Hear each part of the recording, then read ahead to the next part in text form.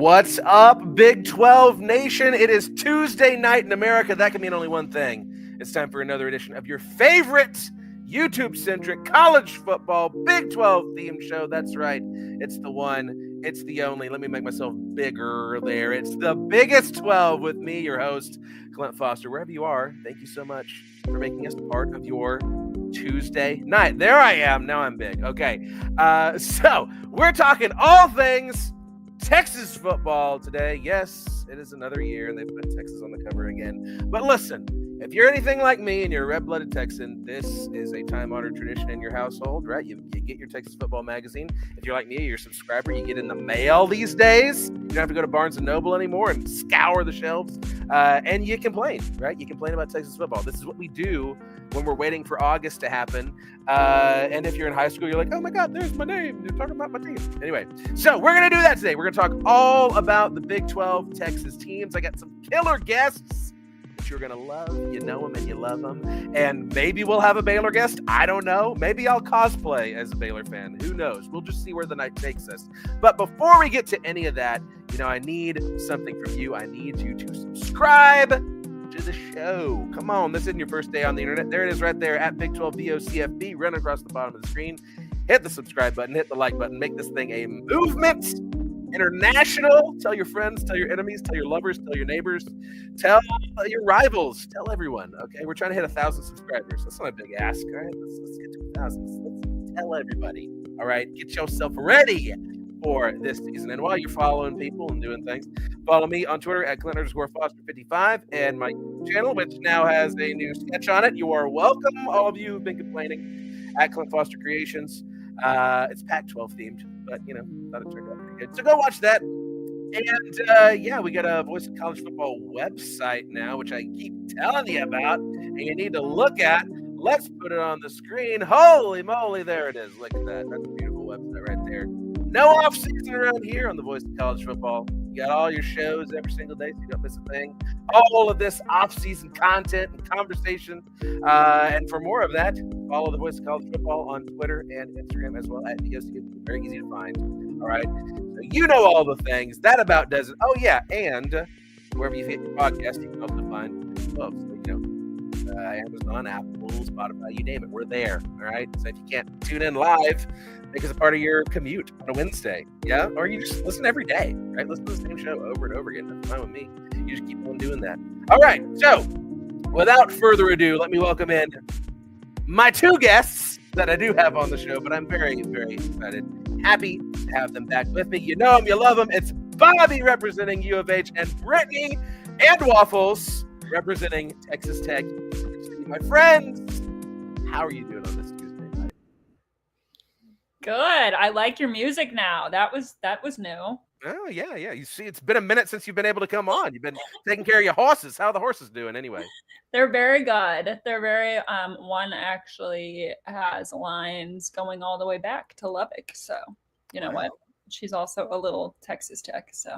We love a Texan horse. Is there any other kind, right? Bobby, how you been? I'm good, man. Good. It's starting to get closer and closer. I downloaded NCAA Football 26 last week.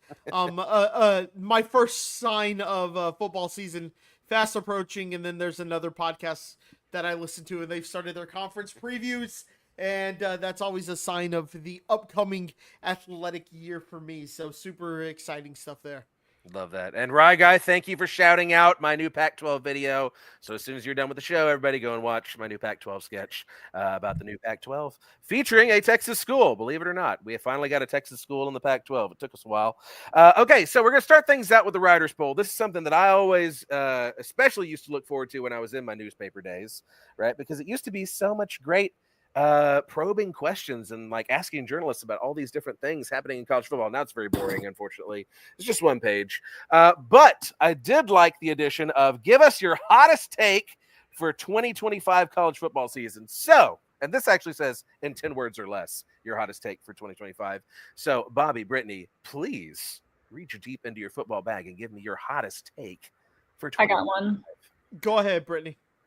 With all this money and Waffles bucks that have been being spent, I think Texas Tech is going to make the college football playoff this year. Okay. I will accept that as a hot take, even though everyone is high on Tech, because I'm not sold. I'm not sold yet. You're not? No, I'm not. And I'll tell you why. And Bobby, you can chime in on this too. And we actually should talk about this because we have two diametrically opposed forces in the Big 12 right now, right? You get your Texas Techs that are spending $50 million buying all of the best players in the portal. And then you've got teams like your TCUs that are spending money to retain talent, to develop talent like you used to, right? And a bunch of 4 and 5 stars in the portal do not a championship team make, right? You got to have coalescence. You got to have cohesion as a team. You got to have good coaching that's there. Texas Tech, I don't know. I'll believe it when I see it, right? Texas Tech, we call it. But here's the thing. I feel like they're due for it because they've been getting close with so many different sports, right? We had basketball that they almost made the Final Four. I mean, really close. That was painful. That was really sad.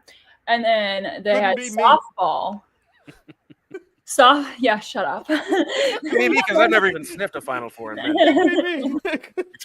they had softball that they literally made the national championship game. Yeah. That was depressing. Yeah, we were all rooting for Tech in that one. Yeah, that was a heartbreaking one. So I just feel like they're owed, I feel like we keep getting close, and then it slips away. So I feel like it's coming. It's close. Okay. Bobby, counterpoint? They're Texas Tech. That's my counterpoint. It's like A&M. It's like until I see it, I'll believe it. Until I see Texas Tech, to your point, softball, great. You bought the roster, fantastic. You spent a lot of money at Texas Tech. They're buying the football roster, so I like it, and I like the moves they've made. But also, there's a lot of transfers, and you bought a lot of top transfers, and transfers can be hit or miss. And so I think Tech's going to be one of the better teams in the Big 12. I don't know if they are going to necessarily win the conference or even make a deep run in the playoff. It's very much a question mark for me. I could see, like, if they do make the playoff and they make a run, like, I wouldn't be surprised because of all the money they spent in the portal. But I also wouldn't be surprised if they go 9-3 and are kind of right there on the edge of making the college football playoff. So I'm not sure if they're going to win the Big 12, which is why I said that's why I didn't take that as my hot take and said make the playoff, because there's a chance 2 Big 12 teams might make the playoff. I will also believe that when I see it. Yeah, I don't think that we don't deserve it. But there's more of a chance of that happening. Mm-hmm. Like, then if 2 teams make it, they could be one of them, where only one team is going to win the Big 12. So here's my other thought too, with all this Texas Tech roster building and everything. I think it's a lot easier to add a piece, like add a dominant pitcher to a softball team. That completely changes the complexion of your team. Add, 1 or 2 dominant players to a basketball team. It completely changes the complexion of your team. That can make you a title team immediately, right? Football's just a different sport, right? There's not, even if you went out and got like an amazing quarterback, right? There's so many things that you need to fall into place for a football team to be championship caliber, right? Oh, and he's not a Baylor fan, but he's so much better. Brownie is here, ladies and gentlemen. He is in the building. Brownie, where are you? Now you got to click a new button. Yes, What's up, you have to cosplay as the Baylor fan today. We need one. I don't have any green, I don't know that but we I need am one, but, I'm bright red after a hot shower after fighting a yard. So does that count? Yeah, that's pretty Baylor. That's pretty Yeah. Baylor.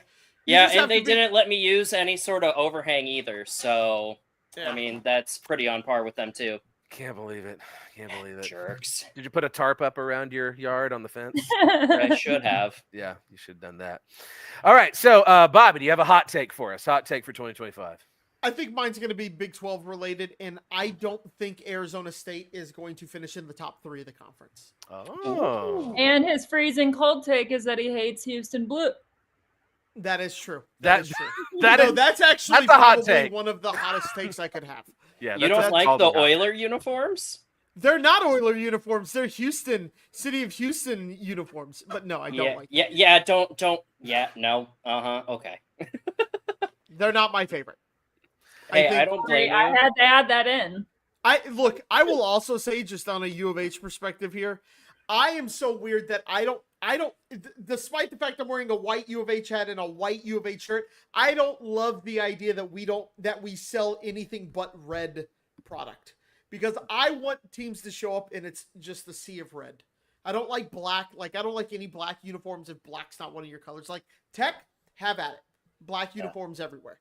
I don't That's like. a dig. Well, Yeah. Iowa State famously has only ever worn their Black. red school colors, you know. Yeah. Oh yeah, yeah. And yeah. I would say the best Iowa State uniforms are their like crimson maroonish ones with the gold. Oh, I like the white ones. I The white personally ones like aren't the bad white either. ones with the white helmet with the red Yep, script. The white ones so aren't bad good. either.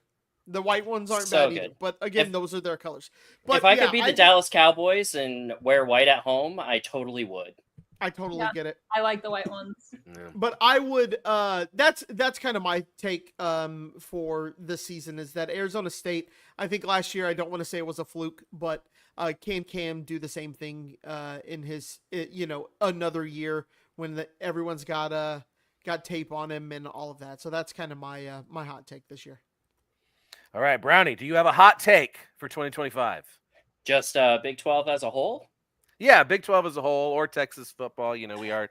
And yes, Steve Moser, defensive coordinator to Fornicate. That's a good guess. Dave Campbell's Texas football. That's DCTF. Yes. Oh God. That just Debbie Downered me a little bit. Anyways, my hot take is going to be that Retzlaff is going to go to another Big 12 school, and they are going to finish in the top 5. Top 5 ain't that hard. It is. I don't know, in this league year, right now. though? There's I so wish much the parity. top 5 wasn't hard. Yeah. Shit. I guess we do have like what 16 teams now. How Listen, many- the It's not two hard to lead finish top teams 5 in the Big 12. currently in the Big 12 for Retzlaff I hate this is place. UCF and Okie State, which are both projected in the bottom half of the league. I just So feel if like he goes to Okie top State or 3 UCF, they're going to be top 5. Yeah, I could see that happening. Man, that'd be crazy. Top 5. Oh, Yeah. okay. Yeah. I don't What- think Oklahoma State's a quarterback away from not being terrible like they were last year, but that's just Hey, me. man. If it is Okie State, I see Mike Gundy pulling some crazy shit out of his hat. Whether it be accidentally castrating a player with one of his bulls on his ranch or something, I don't know. There is Man. some goofy shit that he does that somehow like pleases the football gods. Yeah. Dude, I was at Big 12 I'm sure Mike Media Gundy's very Days. pro-Israel for what that's worth. Oh I god. was at Big 12 Media Days. And when he was up there, when Gundy was up at the doing his little press conference thing, the only thing I could think of is like, this guy hates his job more than anything, and like they tried to fire you this offseason. Like, you could have just left, big dog. Like, you could have just said, you know what, I'm out. But you didn't. So why are you so miserable all the time? Yeah. Let He me was one up miserable. you.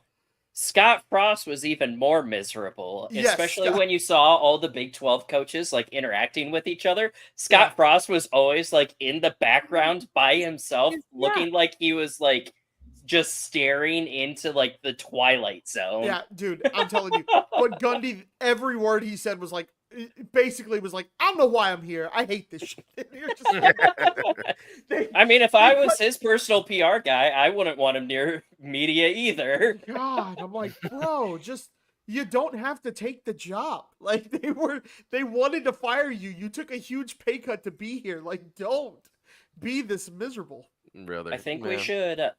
we should go back in history of all the Mike Gundy Big 12 media days and see how many like super oddball answers he's had over the years and Mhm. just make a compilation video of it, because I feel like he has like the bad hot takes of like Mike Leach. Yeah. Like Mike Leach's hot Oh, without takes the were charm. hilarious. Mike Gundy's is just like, yeah, like I don't know. I got KO'd by a bull because I decided I wanted to headbutt it.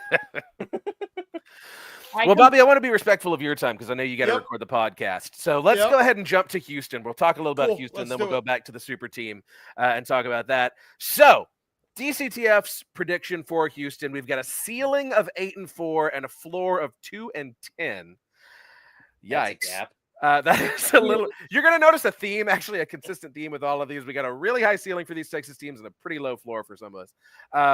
So, Bobby, do you think this is right on the money, or do you think that they're off course here?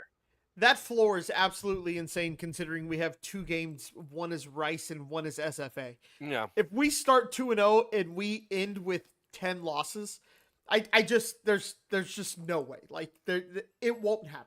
Mark my words right now. I think we will be closer to that 8-4 than we will 2-10. I could see quite easily 6 wins out of this team. I think 6 has to be the goal in like what you want to see, and 7 is possible. The team really, if you look at this schedule, it sets up really nice for U of H. Your first 5 games, your third game is probably the most important in your 5, but you have a real chance to start 4-1 versus SFA. Heaven help us if that's not a win. Rice, kind of the same way, even though we lost to them 2 years ago. We beat them pretty soundly last year. The Colorado game is going to be a real, what does this team do this year? If you win that game, you start 3-0. You're going to Oregon State. That's got a ton of turmoil there. You're 4-0 heading into the Tech game. I wouldn't expect us to win the Tech game, but it's at home. Maybe something crazy happens. The ball falls your way. If you start 4-1, I think 6 is definitely possible. Like I said, I'm not a believer in Oklahoma State. I think you're going to pick off one of West Virginia, UCF, and Oklahoma State, like I said. So 2 is insane, but I think you're going to be closer to 8-4 than you are 2-10. Yeah, well, you said 6 wins. That's actually their prediction. DCTF is their official prediction is 6-6 with wins against SFA and Rice, obviously, Oregon State, Arizona, West Virginia, and UCF. Which I think are all very winnable games for U of H. Yeah, Right. I put them right at that 6-6 mark too. I think like for them, I think it's realistically like a 5-7, 7-5 season. Yeah. Especially looking at the schedule, because like we already know Colorado's going to be in a down year. We already They've got know Colorado as Houston's biggest game of the year, actually. Is it really? They're saying it's For the like biggest margin game because Houston will start 2-0, and then like if they can win that Colorado game, then like Bobby was saying, then you're 3-0, and you're kind of got a lot of momentum going into Oregon State. Yeah. So like I think that you can probably pluck off Colorado. Okie State is, I don't know what the hell is going on, but it's at Stillwater, and Stillwater is still a living nightmare to play at.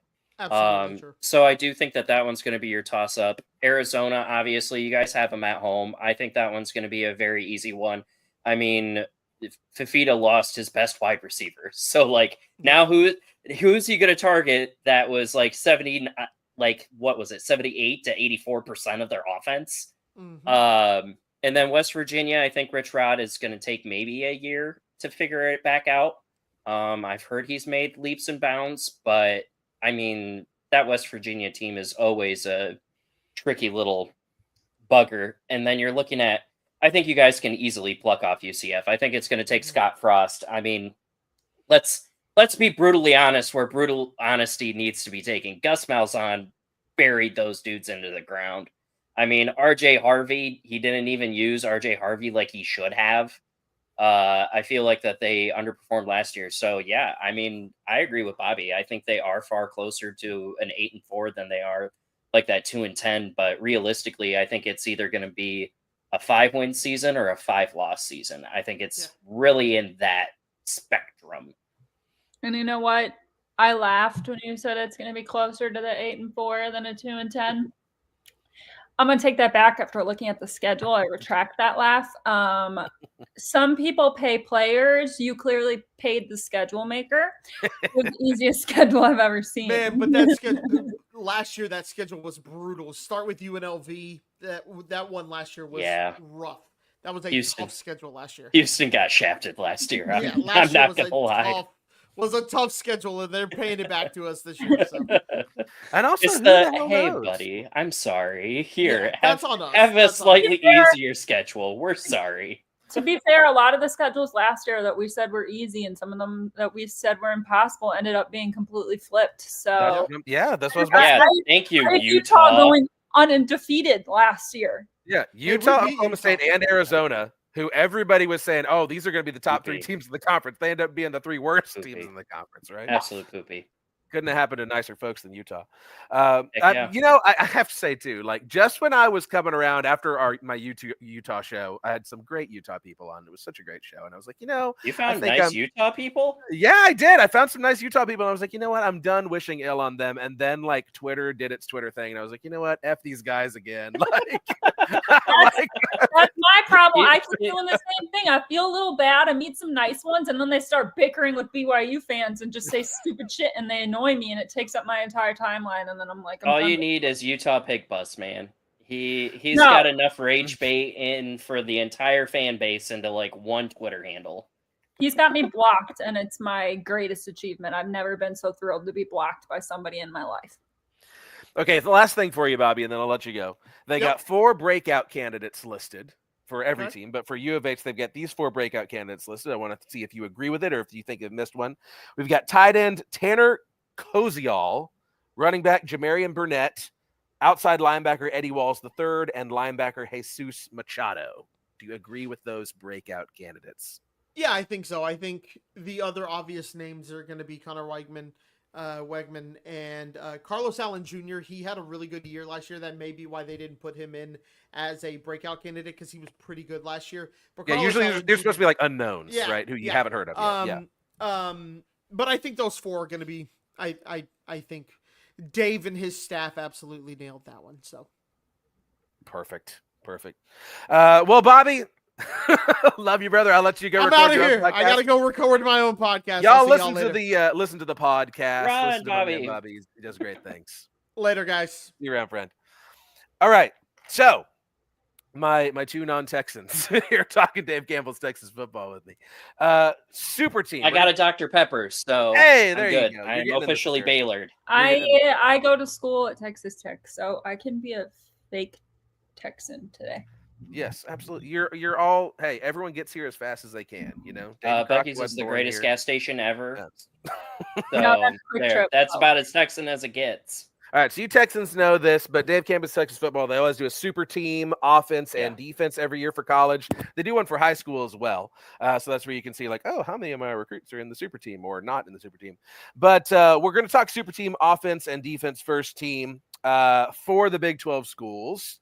And we'll see if y'all agree if they missed anybody, okay? So for Baylor, we've got running back Bryson Washington, wide receiver Josh Cameron on the offense. For Houston, we've got utility player Dean Connors and not a single TCU player on the first team offense. And Texas Tech has Caleb Douglas at wide receiver and Howard Sampson at O-line. Now, Howard Sampson, some of you may remember, is the transfer that they bought from North Carolina, who did show some interest in TCU, but didn't offer him a bag. So, Howard Sampson there on your first team, super team offense. Do we agree with those selections? Do we think they missed anybody? I definitely agree with Sampson. I think Sampson is like just watching his film and everything. As soon as he went into the portal, I was like, man, I really wish Iowa State had money. Because if I could back up a Brinks truck to get a singular player from this, what I would say is probably one of the weakest transfer portal years, surprisingly, like I would have blown probably like $7 million to get that dude here. If I had $7 million. If only farming money went as far as oil money. Yeah, no shit. It's kind of interesting for me because I do believe that Jacob Rodriguez for Tech was he on that list for linebacker? So that was just the offense that I read. I haven't done the okay. I'm getting ahead of myself then. Yeah. Okay. I mean, I'm thrilled that there's nobody from TCU. Yeah, right. So is it Arch Manning? That's Arch Manning is the first team quarterback, and Sawyer that makes Robertson is the second team quarterback. So now listen, I Yes, think I'm wearing Robertson purple. and Hoover, I think you could have flip-flopped, in my personal Yeah, opinion. man. But I think Josh Hoover not being on second team is outrageous. Yeah, that's outrageous. There's literally no reason statistically why Sawyer Robertson, why you would put him above him. There's no Baylor people on this show. There's nobody to challenge me saying that. Sawyer Robertson should not be second team offensive. I do agree that Bryson Washington, though, deserves the running back. Yeah. Because that dude, between him and Sampson, I think those are two very solid choices. Absolutely. Who do they have for the offensive linemen? Is it mostly Texas and TAMU kids then? So first team offensive line, we got 2 from A&M, 1 from Texas, 1 from SMU, and then Howard Sampson from Tech. Who's the SMU offensive line? Logan Parr. I like. Never heard of the dude. Is your magazine fake news pushed by the Longhorns? Yes. So the going theory, and from my grandpa for much of for much of my life has been because Dave Campbell himself, who is now no longer with us, he was a Baylor grad. So the going theory in my household was that this is Baylor propaganda, right? It's anti-TCU Baylor propaganda. But Dave Campbell's not there anymore. There's no TCU people. Damn, can't blame him anymore. Yeah. It's not Dave Campbell's fault. All right. Well, so there's the offense. We do have Colton Deary and Eric McAllister are on the second team offense for TCU. So, we have second team representation. But I was going to say, I don't really know a lot of O linemen for you guys because I feel like that probably would have been your guys' more shoe-in, especially with like the talent that Texas as a whole has at the skill positions. Like, your best bet is the beefcakes up front. Yeah. Well, we did get one on defense. So, first team yeah. defense for the Big 12. We've got Devin Deal at defensive end, who's our stand-up edge rusher. We've got Lee Hunter, Texas Tech defensive tackle. Jacob Rodriguez at Texas Tech linebacker. That is absolutely he should be first team. Keaton Thomas, linebacker from Baylor. Yeah. And then the punter from Houston, Liam Doherty, which I would have loved to have heard from Bobby about Houston's apparently amazing punter. Not on those Big 12 first team. That's how they're going to get closer to 8-4 than 2-10. They're going to punt their way there, just like Iowa. Yeah, they're not Iowa. That's not going to happen. Field position, baby. Field position. I mean, I do think that they got it right, especially with Jacob Rodriguez and Keaton Thomas. I think those are arguably 2 of the top 4 linebackers in all of the Big 12.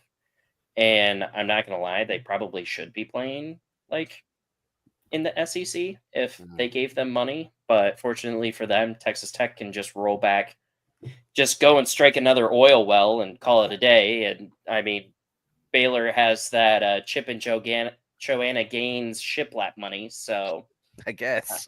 I mean, between that and Dr. Pepper, right? Mm-hmm. Yeah. I find it interesting that Texas Tech has a lot of people on that list. Yeah, well, they're very high on Texas Tech, Well, yeah. Yeah, so are Texas Tech fans. Who's not? Everybody else. Yeah, right. Now, I'm a little salty. Again, I'm wearing my purple shirt, okay? So Bud Clark is a second-team safety. I'm a little salty they didn't put Bud Clark on the first team. They have Michael Taff, who is the Texas safety who had the targeting penalty that didn't get called against Arizona State, and Isaiah Nwokobia from SMU, who I honestly don't know anything about. But I'm like, come on, Bud Clark should. I don't know. I guess I didn't watch enough. He also got snubbed first team All Big 12 preseason. Bud Clark? Yeah. I mean, yeah. I think Bud Clark. I think he's about to have a big year. To be honest. Yeah.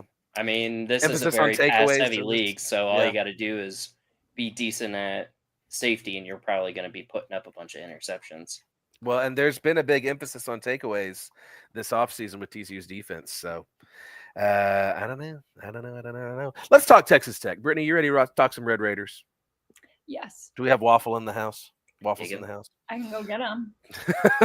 You might need to be here for this. Is theirs Gig'em, right? Theirs is Guns Up. Excuse you? A&M is Gig'em. A&M is Gig'em. which actually comes from a TCU game. Can we ban him? Is there a way to game? Can we ban him? Is there a way to kick? Nope, too bad. This is what happens when all of my Texans flake on me from my Texas Football Magazine episode. You gotta be who's gig 'em again? Texans. That's horrible. I'm tweeting that, by the way. Gig 'em. So Texas Tech, we've got a ceiling of 11-1, which, by the way, I'm just going to spoiler alert: Baylor, TCU, and Texas Tech all have ceilings of 11-1, and Texas Tech's floor is 8-4. I want to get your take, Brittany. I think that this floor is fair simply because, I mean, you talked about Houston having an easy schedule. Tech has an easy schedule, and I'll pull it up here in a second. But what do you think of that overall prediction range? I mean, like I said, I think that they could finish towards the top of the Big 12, if not win it, and possibly make the playoff.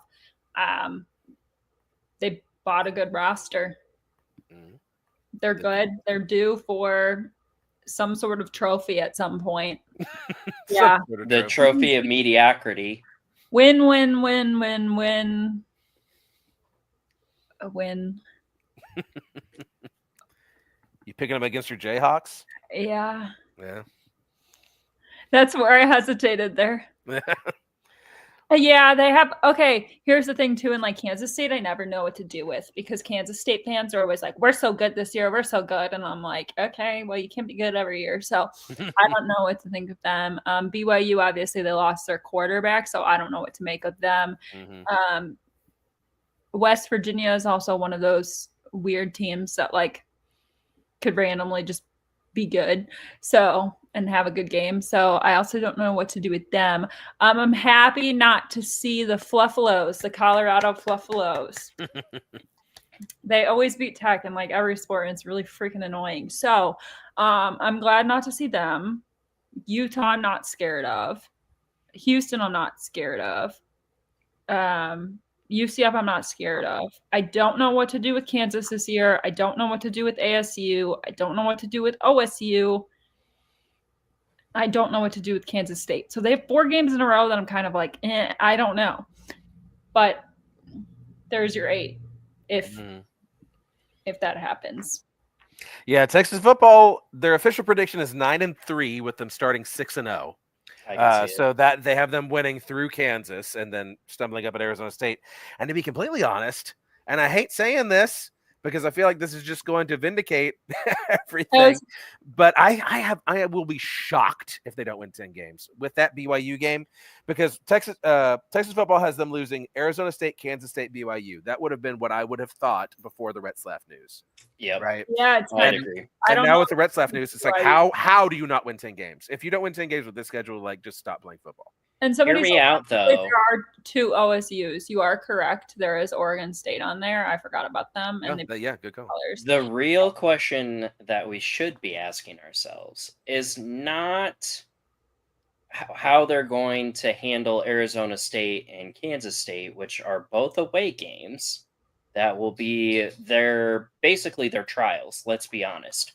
Those are going to be the 2 games that dictate college football playoff implications, right? The real challenge is going to be, is Rich Rod going to get that team figured out November 29th in Morgantown, West Virginia? Yeah. And is there a possibility of snow where those pretty little sand devils are going to be trying to figure out what the white powder stuff is falling from the sky? Because I think that's going to be the hiccup.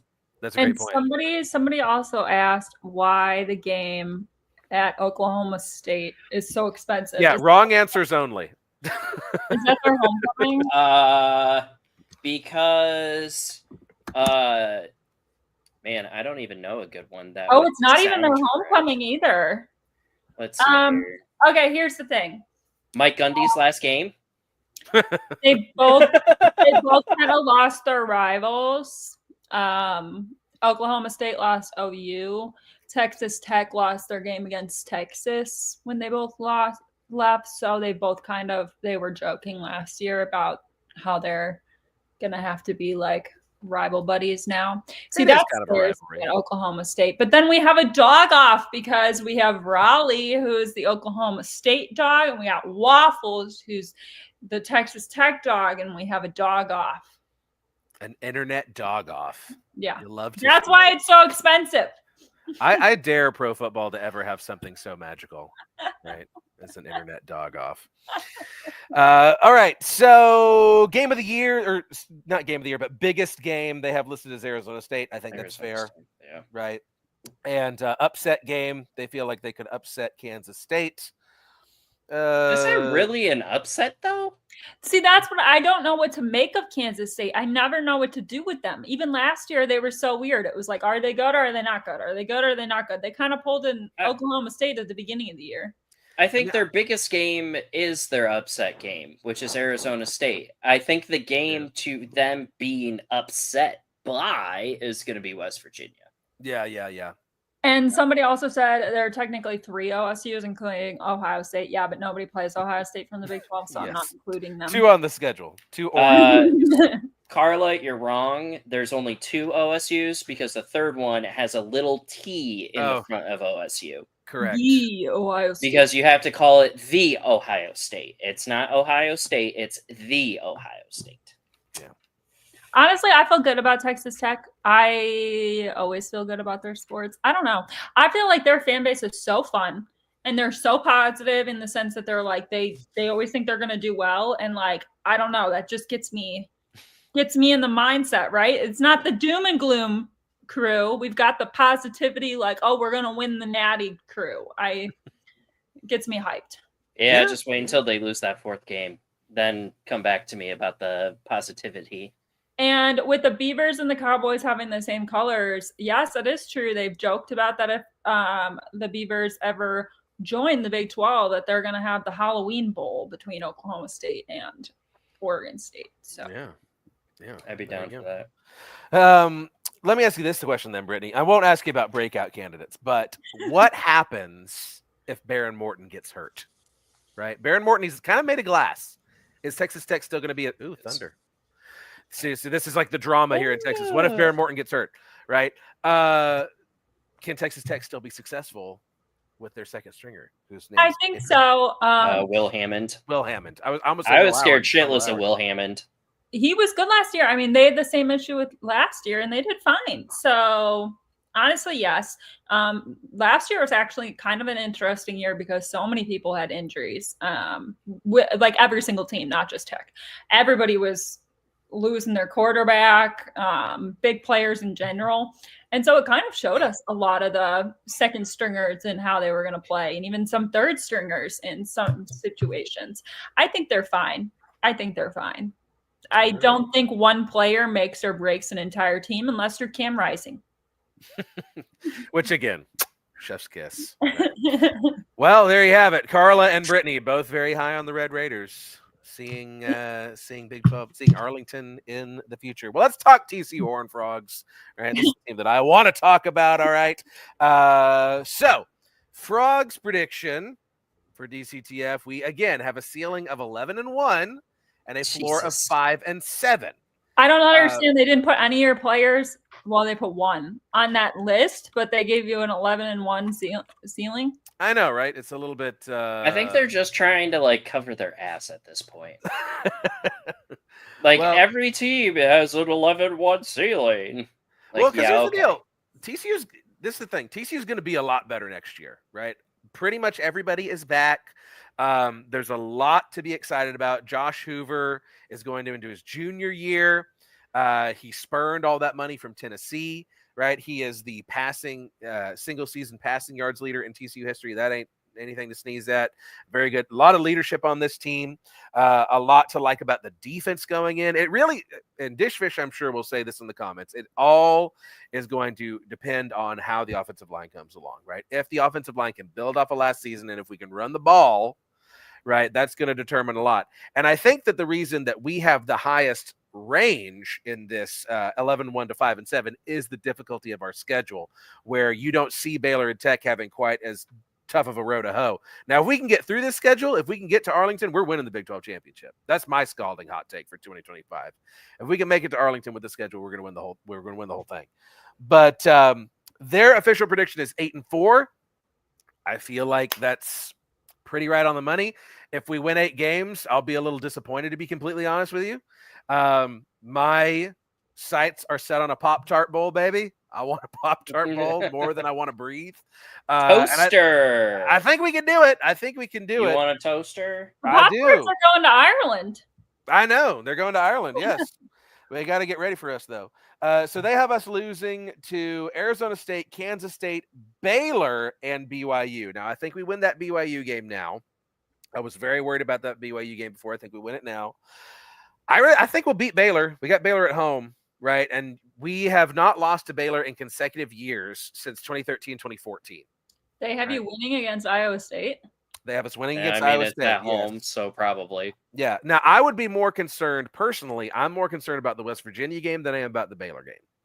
Right? I'm more concerned about you guys starting off with North Carolina and SMU in the first 3 games. You got like what is those for? You guys could either start off 2-2, 3-1, 4-0, or 1-3. Like if we start off 1-3, I'm going to be leading the Fire Sunny Dykes train. Like I'm going to be the conductor of the train. I think we're going to beat North Carolina. I think what Belichick's got going on there is a trash fire and a half. I just don't see them being prepared. Do we think he's actually going to be coaching the game, or do we think his girlfriend will be? That's the other piece of this, right? Is it Bill Belichick or is it Jordan Hudson? I mean, I am worried about. See, I think too that with the SMU game, I think we're going to be ready to play that game.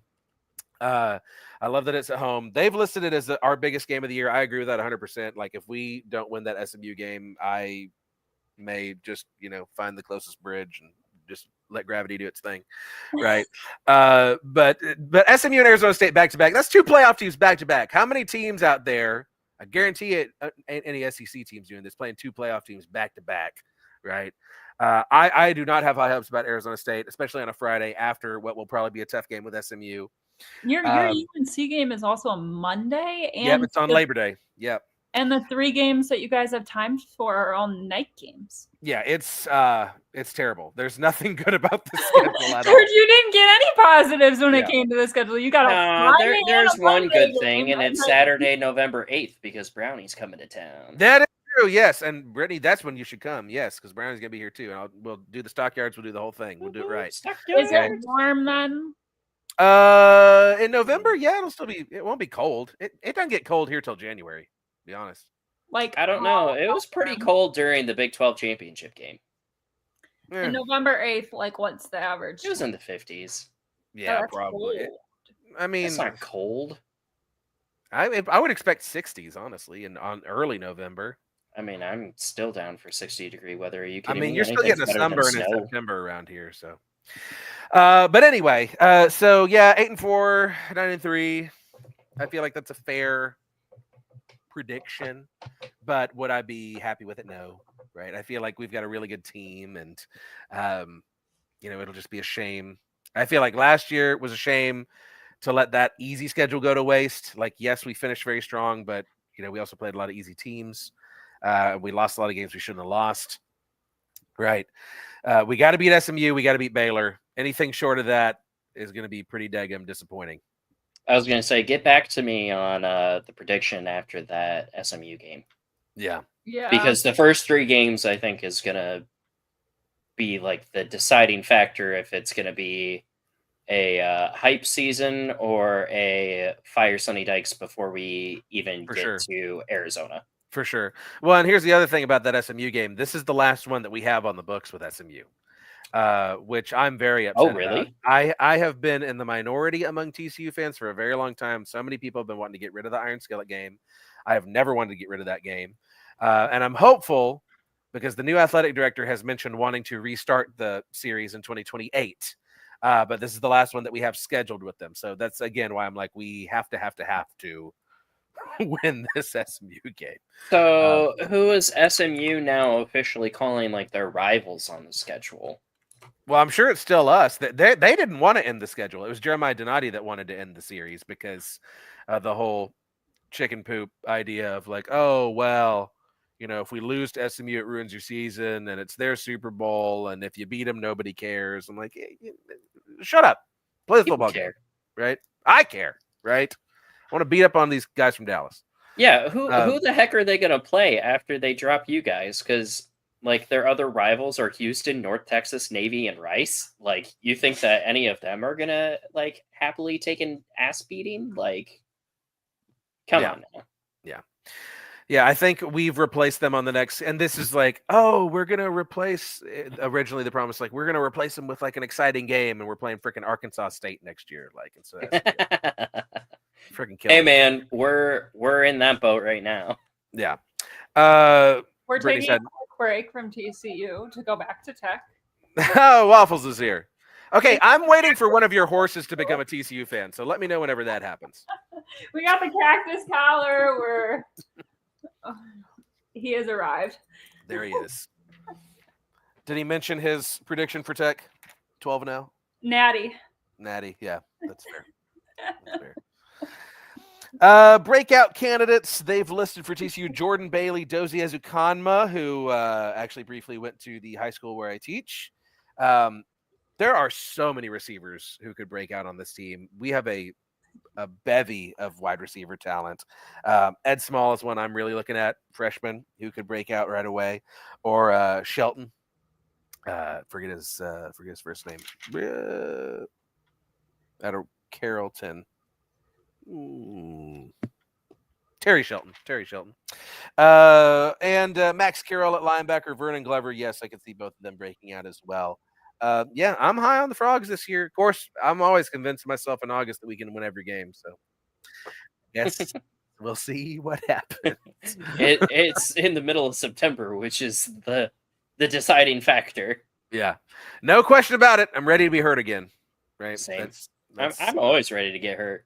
Yeah. We got a lot of greetings for Waffles in the comments, right, guy? Waffle says hello. Yep. Is this right? Oregon State fans have decided to end the Civil War? I thought that y'all were going to continue to play. Oregon and Oregon State were going to continue to play. That is shocking, if so. Anyway. All right. So, last and let's be real, least, Baylor. So, once again, the ceiling is 11-1. The floor is 7-5. We'll put on our Baylor hats here and talk some Bears. You hate Baylor. Yeah, we hate them. But Brownie, you're our stand-in as our official Baylor fan, Baylor person. So, what do you think about that ceiling and floor? We'll pull up the schedule here. I'm just looking at their schedule, and God, that is a cupcake ass of a schedule. Like your toughest opponents are in the first 4 weeks, and then after that, it's just a drop off. Mm-hmm. Like, so you're gonna play Auburn and SMU. Those are potentially 2 wins, 2 losses, or a split. Samford should be a guarantee win. Then you have to play Arizona State. So again, you're either going to be 3-1, 4-0, 2-2 maybe, or you might potentially just shit the bed and be 1-3. But then after that, your only other one is Kansas State. So 4 losses max on that entire list. Like, also, when we were doing our power rankings after the TCU game, it's the bottom half of the conference. Yeah. Like, there's no butt bowl this year. There is no butt bowl. There's no butt bowl or saddle this year. Yeah, that's kind of crazy to me. I personally think that we should do exactly what the Mountain West Conference does, as well as the MAC, and have 2 to 3 protected rivals, and then you cycle through the rest. Yes. Well, what are we doing? Farmageddon is going to be gone after this year. No more butt bowl, no more saddle bowl, no more the bonnet bowl or whatever they call the. Well, they're keeping TCU Baylor is one of the protected rivalries, and we call it the revivalry on this show. Yep. Right? Sure. Not the Blue Bonnet Bowl. We don't use that. The margarine bowl. Yeah. There's not even blue bonnets in the fall, man. What are we doing? Like, come on. They're done after the spring. We're done. Anyway. Somebody just had leftover flowers. It's fine. But everybody knows around here. Hey, we're talking Texas football. Everybody knows around here. If you pick a blue bonnet, you get arrested and you go to jail, right, Mom? Yeah. He got all of his. No, from personal experience. No, this is just like a wives' tale that like I swear every kid, at least of my generation in Texas, was like told, like, no, don't pick a bluebonnet, like you'll get arrested.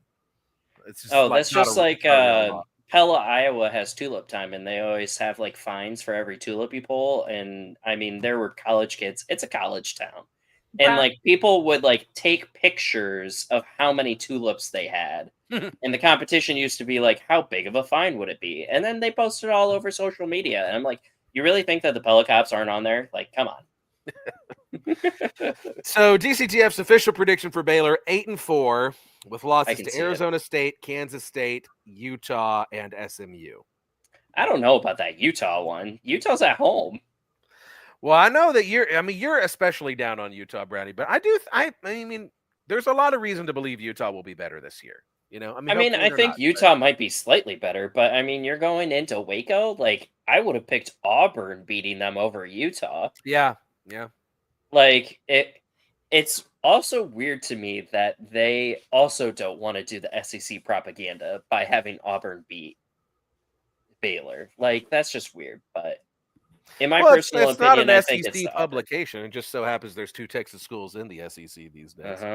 We all know who feeds them. Yeah. I mean, listen, it's I will never forgive them, and I know that partially I've heard the inside story that partially it was because Gary Patterson didn't want it to happen. But 2015, going into 2015, TCU and Baylor were 2 of the best teams in the country, right? And the cover of Dave Campbell's Texas Football was like, when are Texas and A&M going to play again? Was the whole cover. And then like really tiny, it was like, TCU and Baylor, they're good. You know, but Waffles paid the schedule maker to get rid of all of his enemies. We got rid of the Fluffalos and we got rid of the Bears. Goodbye, so long. Waffles has powerful friends. Waffles has more powerful friends than us all. Yes. I count myself among them. All right, so we've looked at the schedule. Let's see. They think Baylor could possibly upset SMU. Biggest games against Arizona State. Well, yeah, if Baylor's going to compete for the Big 12 championship, if any of us, Baylor, Tech, or TCU, are going to compete for the Big 12 championship, we all got one thing in common. We all got to beat Arizona State. That is true of all 3 of us. Breakout candidates. I mean, Brownie, I don't think you're going to know anything about that. Yeah. Try me. Just kidding. Don't. Yeah, they gave him a B+ in recruiting. Tech did get the highest recruiting grade out of the 4, by the way. Tech got, I think it was right on an A. Yeah, an A. Which, makes sense. TCU and Baylor both B+. Yeah, okay. I don't think there's anything else we can say about Baylor. That's enough of that. All right, so there we go. That's we're not going to talk any high school football on this show, which is what most of this magazine's about. So yeah, we're feeling good. Of the 4, which will include Houston in this because we were talking about 4 Big 12 Texas teams, which of the 4 is most likely to make it to Arlington? Go. Tech. You're both saying Tech. Tech. I mean, honestly, again, with that BYU situation, like 10-10, how do you not win 10 games? Like, I feel like Texas. If Baylor and Tech have like the 2 easiest out of the 4 schools. Well, Houston could have an easier schedule, but I just don't think that they have the talent to gap that schedule. Mm-hmm. You know what I mean? Yeah. If like any of the other 3 Texas schools had Houston's, like that's a cakewalk. Like that is almost guaranteed Arlington trip. Like you would have to literally have half of your starting roster die in order to miss it. Yeah. Cole's absolutely right. If Tech does it this year, they never will. Right? Yeah, literally. Like with everything that's coming through the house and all that other stuff and having to go through the university for your paychecks and the salary cap and potential Title IX, and now like Deloitte is starting to reject some of the NIL deals. Like Texas Tech isn't going to be able to just like call up one oil tycoon and be like, hey man, we need like $180 million to win a natty. Not going to happen anymore. Sorry. Who is Dishfish that says Tech goes 6-6? Wrong. Oh, Man, hey, your lips to I God's ears, mean- dish fish. Wrong. I think dish fish is. And it would be fun. It'd be hilarious. Oh, it'd be absolutely freaking hilarious if they went 6-6. You did not think it would be funny. Yeah, Would you you ever want to talk request- about optimistic Texas Tech fans? Wait until they drop 6 games, then we'll Yeah. see the optimism. Yeah. You know what? When Waffles first started following Tech sports, I don't know what it was, but every single time Tech would lose a game, he'd throw up in the middle of the night, and it got very exhausting. So Well, you better be not prepared bad. to clean up a lot of puke. this is the best guns up we got for There Waffles. we go. There's the guns up from Waffles. Well, there you have it, Speaking folks. of That not is guns the up. official Biggest 12 review of Dave Campbell's Texas Football's predictions for the Big 12. You heard it here first. And go get your own copy if you haven't gotten it yet. It's a good read, right? We love Texas football. And there's actually a really good feature about Salina in here that you Texas high school football fans should definitely check out as well. So, Brittany Brownie, tell the people where they can find you. I'm on Twitter since I changed my username all the time. It's posted by B currently, and then you can also follow Waffles at Waffles Reckham on Twitter as well. You can find me on X and Blue Sky at WRNL Brownie. Feel free to stop by the Wide Right Natty Light Twitter account as well, or go to our Discord. It's going to be a hip-hopping place once the football season starts. Talk everything Big 12 related, pro sports, you name it. It's there. And listen, these y'all in the comments, give these people their flowers. I love these three. I'm going to just say humans. We're going to count Waffles as a human. I love these three humans so much. All of them last second, okay? These besties, I was like, oh my God, I need a Tech person. We flaked. I need a Baylor person. We flaked. They answered the call, and they did it for you, and they did it for me. So these people To are be awesome. fair, he did tell me I could just hold Waffles up to the screen the entire Yes. time. So I did say that. So, subscribe to the show at Big 12 VOCFB. It has not been crawling across the bottom of the screen this whole time. That is my bad, but there it is again. Follow me at Clint_Foster55 and my personal YouTube channel at Clint Foster Creations. See that new Pac-12 sketch. Next week, I am out of the country, so there will be no show next week. But after that, we're finally going to have our Kansas preview. And who knows? Maybe Brittany will come back. Maybe. We'll see. But we're going to talk Jayhawks on the 29th, so be there. Until then, I love you. I hope your team wins. And go Big 12. Texas forever, baby.